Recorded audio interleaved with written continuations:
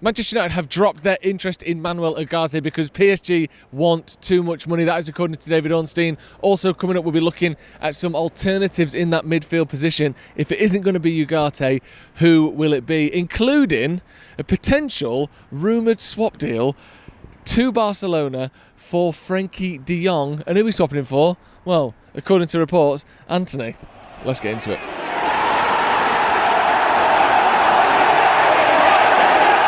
Hello and welcome to Stretford. Paddock, my name is Joe. We are at Old Trafford. We are back from America.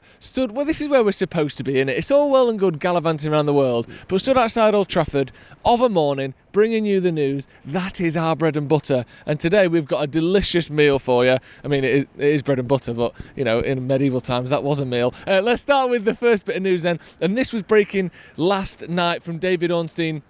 I don't even need to say who he is anymore. Transfer guru, journalist extraordinaire, writes for The Athletic. Of course, Manchester United are switching the focus of their search to sign a new midfielder away from Manuel Ugarte and onto other candidates. United have been exploring a deal for Ugarte, but they do not intend to meet Paris Saint-Germain's asking price, which is around the 60 million euros that they paid for him from Sporting Lisbon in 2023. First of all, I've been saying this the whole time. How can you expect another club to buy a player that you bought 1 year ago and are now willing to sell for the same price you bought him for? It doesn't make sense. Look at United. Every time we bought a player and it's not quite worked out, you sell them on and you lose a bit of money. That's just the game, I'm afraid. We bought Lukaku for 75. He had 2 good years, but not quite good enough. We sold him for 65. We bought Di Maria for 57 million. He had a 1 year that was underwhelming. We sold him for 47 million. This is how it goes. You buy a player, young talented player like Ugarte, for 60 million euros, it doesn't quite work out. He didn't have a terrible season, but he wasn't a raging success. You sell him for maybe 45 to 50 million. That's the game. And if PSG are saying, no, actually, we want what we paid for him or more, despite the fact that he's only been here a year and we want to sell him already, I can see why Manchester United, first of all, from a sort of just how business works perspective, but also we ain't got 60 million to spend on another midfielder. It seems as though we've already hit our kind of free spending cap, which is around 100 million, which is what we paid for Xerxes and Yoro. And anything after this kind of has to be on a in and out basis. And Ugarte for more than PSG bought him for, how would that make sense? Like, imagine I bought a car and I thought, you know what, I like this car, but the engine makes a bit of a weird noise, and sometimes when I'm going around the corners it kind of skids into the middle of the road a little bit. Let me sell this car for somehow more than I bought it for. That doesn't make any sense whatsoever. So I respect United for doing this. It's a shame because I wanted Ugarte. I thought his profile would be an exciting one for Manchester United, a ball winner who's actually good on the ball as well, certainly in terms of his passing ability. But if it's not to be, it's not to be. It also says in this article, though, quite crucially, that United are still willing to revisit this deal should PSG drop that asking price. Which, I mean, again, it's just business from Manchester United, isn't it? It makes sense. We're not paying 60 million, and if you're sticking to that, which it sounds like you are, because we're 6 weeks into the window now and you haven't changed your mind, we're going to go elsewhere. We're not going to stick around and hope that you bring your fee down. If you contact us before we sign someone else and say, actually, you can have it for 45, then we might come back. But otherwise, let's focus on someone else. And in the Express, they have been talking about a couple of potential alternatives. It says here, Manchester United identify 2 Manuel Ugarte alternatives, but they could cost a fortune. Man United have reportedly identified João Gomez and Andre as potential alternatives to Paris Saint-Germain midfielder Manuel Ugarte.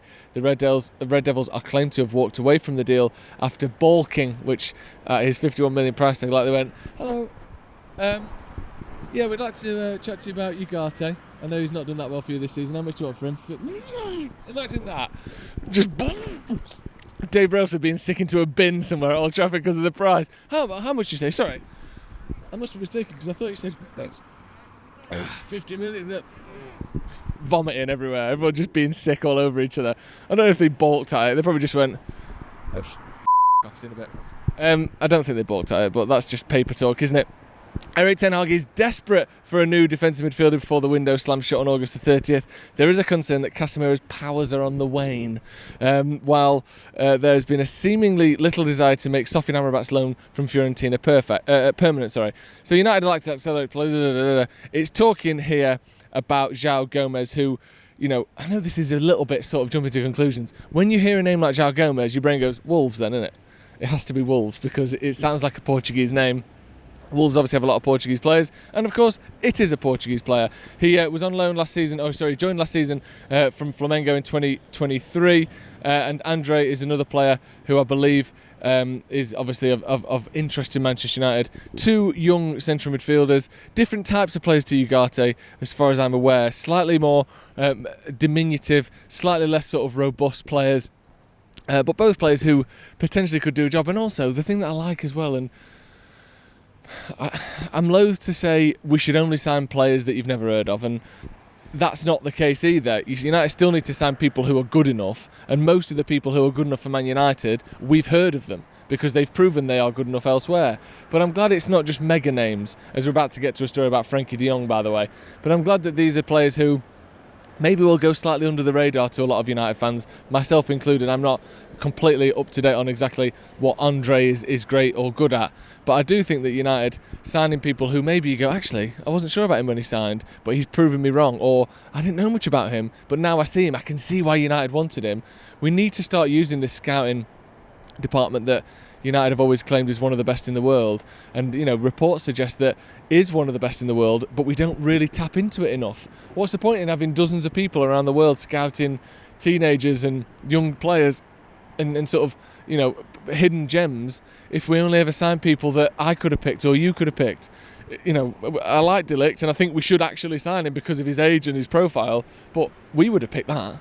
I like that United maybe going for someone a little bit different here. With that being said, shall we talk about an Antony De Jong swap deal?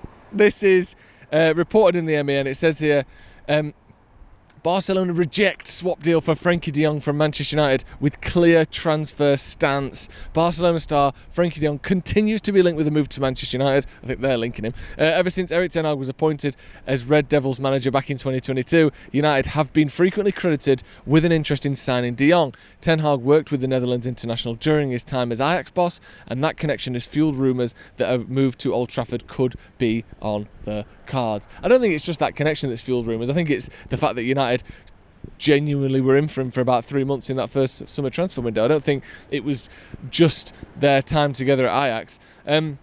But now, according to news outlet El Nacional in Spain, Ten Hag is keen to sign De Jong for United, though United have presented a swap deal to try and convince Barcelona to make the move. It does appear to have been rejected.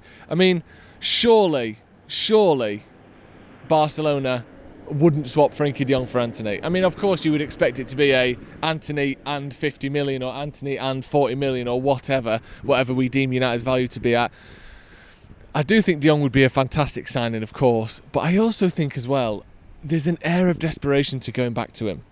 Do you know what I mean? Like, everyone has it where there's someone you've fancied for years, used to flirt a little bit, and then you plucked up the courage, you made a move, and it didn't happen.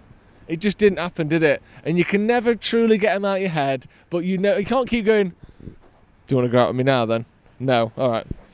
And then a few weeks later, you want to go out with me yet? It's desperate. Come on, guys, just move on. We can't go out with Frenkie De Jong. He don't fancy us. It's that simple. We keep asking him out. He keeps saying no. I know he's flirting with us.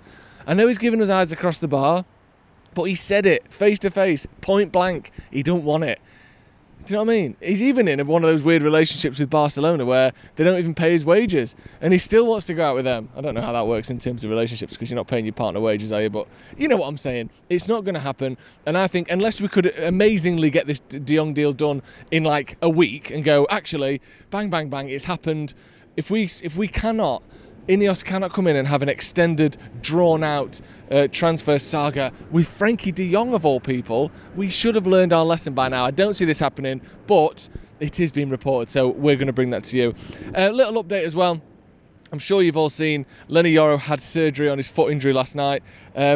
It seems to be a broken metatarsal, a phrase and a term that has plagued Manchester United over the last sort of 20 years or so. Beckham, Rooney twice, I believe, two different versions of that. Lisandro Martinez last season.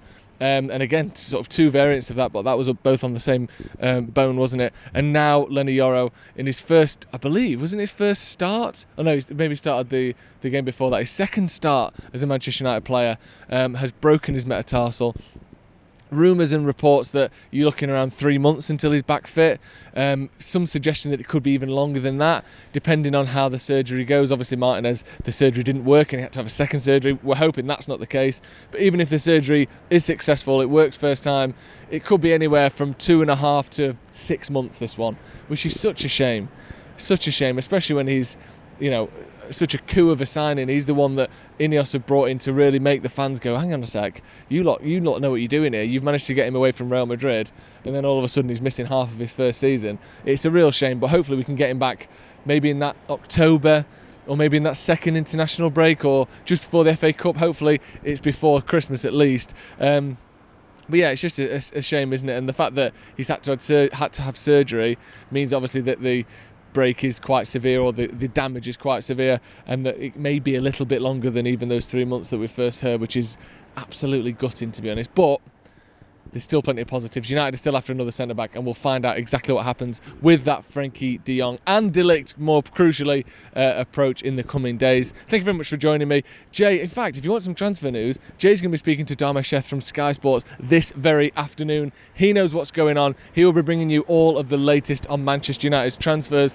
Will this Yoro injury affect who we're signing? Are we actually in for Frenkie De Jong? You will find out later this afternoon. Thank you very much for joining me. This has been the news at Old Trafford, and we'll see you in a bit.